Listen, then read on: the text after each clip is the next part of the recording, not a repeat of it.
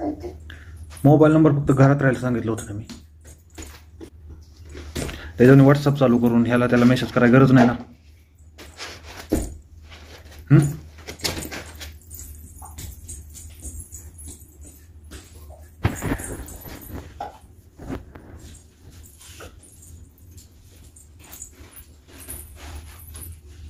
त्या मोबाईल मधला नंबर घे, ह्यात घ्यायचा, परत त्यातनं डिलीट करायचा. कामधंदा नसले की असं उद्योग सुचतात.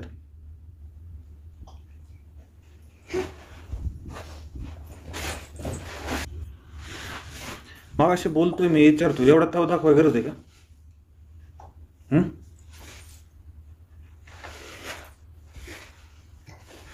एवढा कशात तुला जाण काय तुला की?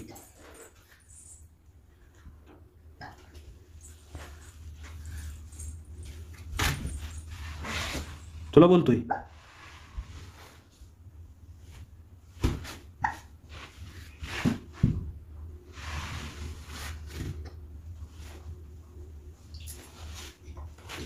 ज्याच्याकडे बोलाय काय नसतं ना ते असे गप्प राहतात.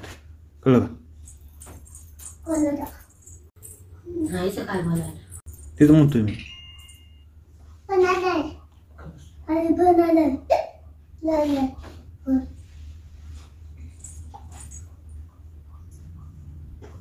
मागं बी एवढंच किती वेळा समजून सांगितलं.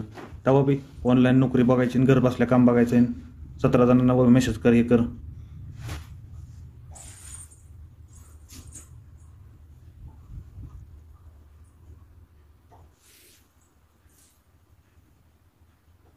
किती वेळा सांगितले, फोन हातात आला, घरात फक्त नंबर राहायला पाहिजे. करमत नाही टाइमपासला ही बघती कर. आणि हे असलं फालतूपणा नाही ना करायचं. नंबर मराठी माणसाचा असतं तर म्हणता आला असतो बाबा इथलं कोणतरी आमचं असं पाहुणं पिवणं. मराठी बी नाही ती, हिंदीच बोलतय. काय बोलत असेल ना बोलत जा, सांगत जा काय. गप बसून आहे ना गैरसमज वाढत, एवढं ध्यानात ठेव.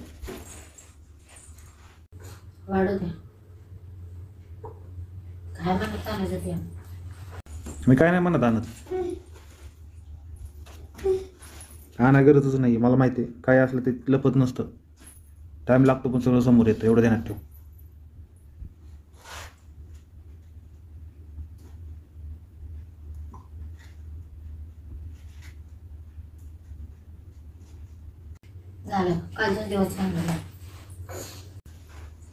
पण असलं करायची गरजच नाही ना. तुला माहिती आहे ना मला जे आवडत नाही ते करायचं नाही. तुझी नाटकं होती, माझं काय नव्हतं. माझी काय नाटकं होती? काय होती आठव?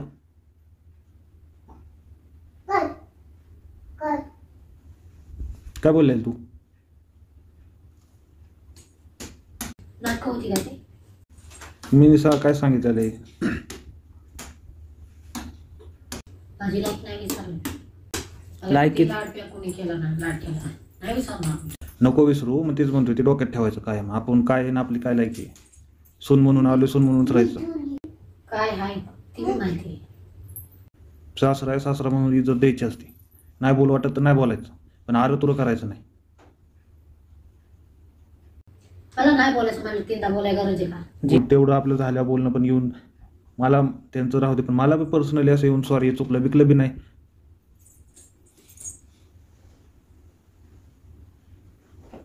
तिथं ठेव, वर घेऊ नको ती. मी पहिलं बी सांगितलं, नाही बोलू वाटत नाही ना, बोलत जाऊ नको. पण आरण तुरण ही मला नाही तसं पडत. माझ्याकडून काय नसते, भांडणाला तू कारण देते, ध्यानात ठेव. हे तर बी गरजच नव्हती ना. तुला ते नंबर कुणाचा आहे काय एवढं इथवर लांब जायला गरजच नव्हती. एवढंच तुला चौकशी करायचं होतं, मला आल्यावर सांगायचं नंबर कुणाचा आहे बघा.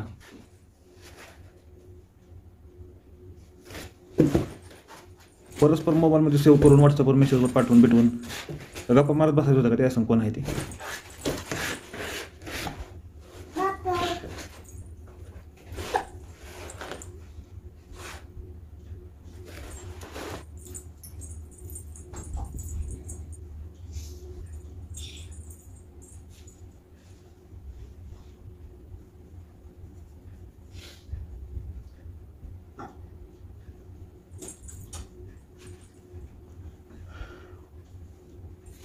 मागाशी बी सांगितलं, मी बी आता बी ह्याच्या आधी बी लय वेळा झाले तुला कुठं असं काय गावलं चुकीचं आणि विचारायला गेलं ना हे असं माझल्यागत बोलत जाऊ नको, नीट उत्तर देत जा.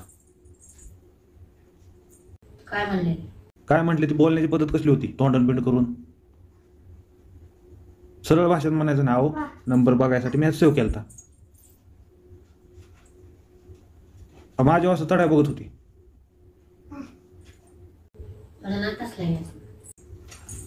मला ही गोष्टी तुला आहे ना ते असं नाही सबब नाही, तुला असं रेकॉर्ड करून दाखवायला पाहिजे होतं. तुला मग कळलं असतं तू बोलण्याची पद्धत कशी होती आणि कशी हे करत होती.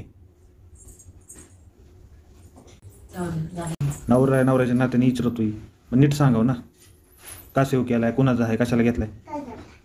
किती काय झालं तोंडातून असं कधी निघणार नाही आयुष्यातून. चुकलं सॉरी, तुंबायचं फुगायचं झालं. मित्रांनो, मगाशी आमचं एका शिल्लक कारणाने भांडण झालं. तर ह्या बायला, ह्या पूजेला बघा एवढा माझं नाही एवढा सेपरेट तिकडं हातरून टाकलं तिकडे झोपले. तर मी पण म्हटलं तिकडंच तुझ्या आई घालायची आता, रोज इथे यायचं नाही माझ्यापाशी झोपायला.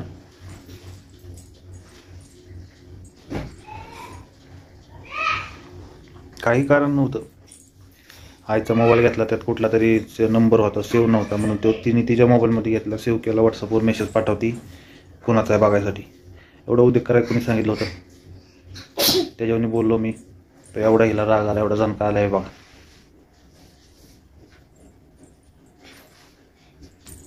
आपल्याला बी गरज नाही, गेली उडत. आज तिकडं लांब झोपली, उद्या खोलीच्या बाहेर फेकणार.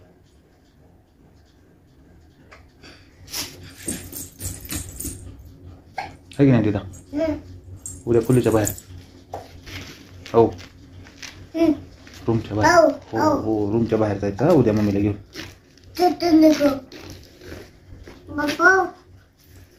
फालतू उद्योग करायला सांगतो कोण नाही, ती बोललं की परत एवढा राग येतो.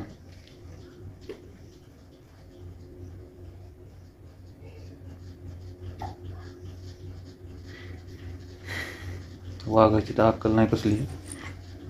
जरा बोललं की अशी नाटकं चालू.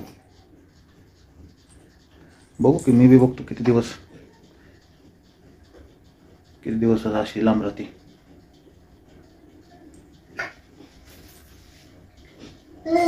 Good night.